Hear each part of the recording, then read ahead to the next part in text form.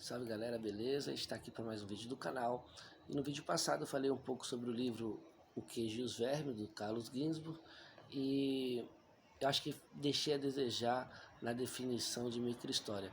Na verdade, eu sempre acho que fica faltando alguma coisa nos meus vídeos, nas resenhas que eu faço, mas aí eu paro para pensar e falo, pô, um vídeo resenha não é para resumir o livro, né? Talvez seja para contribuir de alguma forma, trazer alguma chave de leitura. E contudo eu achei que o conceito de microhistória ficou mal explicado e que seria legal explicar um pouquinho melhor nesse vídeo, beleza? Então acho que a primeira coisa a gente tem que contextualizar quando é que surgiu essa proposta chamada microhistória, né? E ela surge ali justamente com o Carlos Ginzburg e depois com outros como Giovanni Levi, ali na Itália principalmente, né? E ela está em diálogo com a terceira geração da escola dos análises.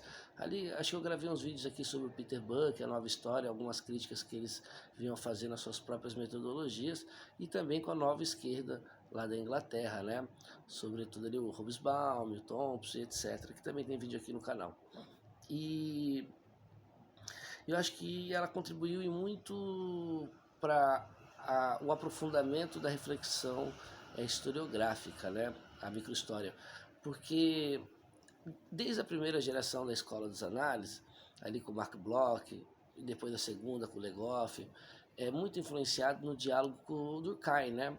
Que escreveu aquele famoso livro, As Regras do Método Sociológico, na qual ele apresenta o conceito de fato social, que precisa ser geral em toda a sociedade, isto é, estar na maioria da sociedade, precisa ser exterior aos indivíduos e, por isso, exercer alguma pressão, alguma coesão sobre os indivíduos. Pode ser isso determina um fato social para Durkheim e, portanto, é objeto de estudo da sociologia. Bom, isso influenciou muito na historiografia, né? Principalmente ali com o Bloch, porque vai trazer a ideia de que, primeiro, a história ela é uma ciência própria, portanto, ela tem um objeto de estudo próprio e, portanto, ela tem um método adequado para o seu objeto de estudo. Assim como a sociologia. Então, história não é sociologia, história não é antropologia, história é história, né? Porque ela é uma ciência própria para o seu objeto de estudo, ela tem um método adequado. Primeira influência de Durkheim. A segunda é justamente tentar explicar essas questões essas questões gerais da sociedade, né? Um exemplo, hoje, a maioria das pessoas são alfabetizadas no país de primeiro mundo, então você toma isso como via de regra.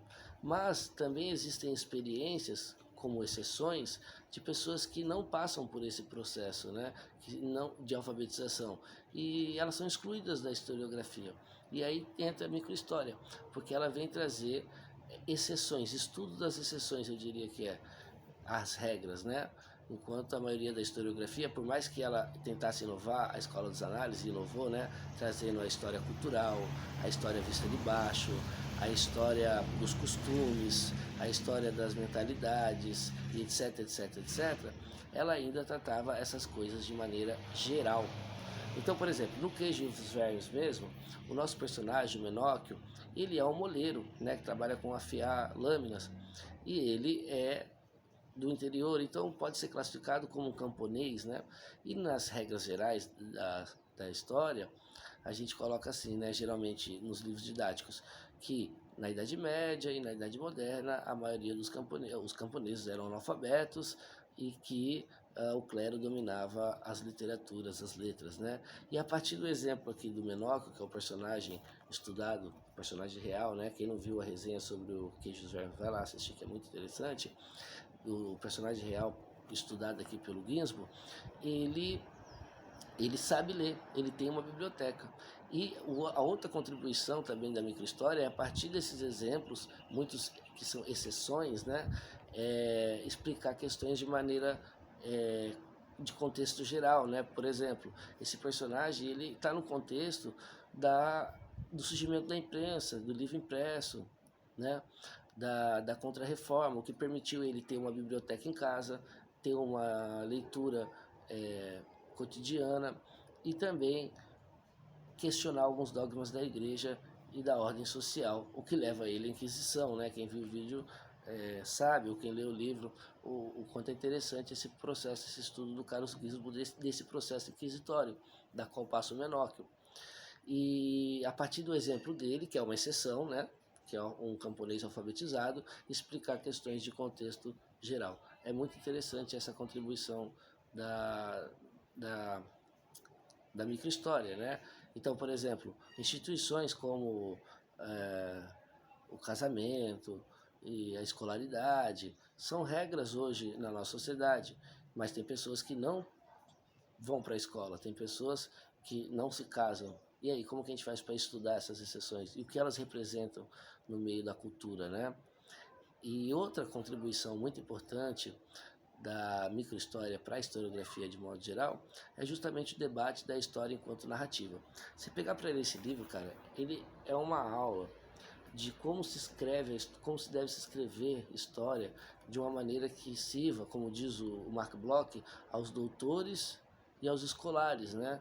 As pessoas de alta cultura e uma pessoa que não necessariamente é um historiador. Alta cultura não no sentido, né, de grandiosidade, mas é um historiador, um cientista social e uma pessoa que não necessariamente é da área e conseguir ler o mesmo livro sem grandes dificuldades.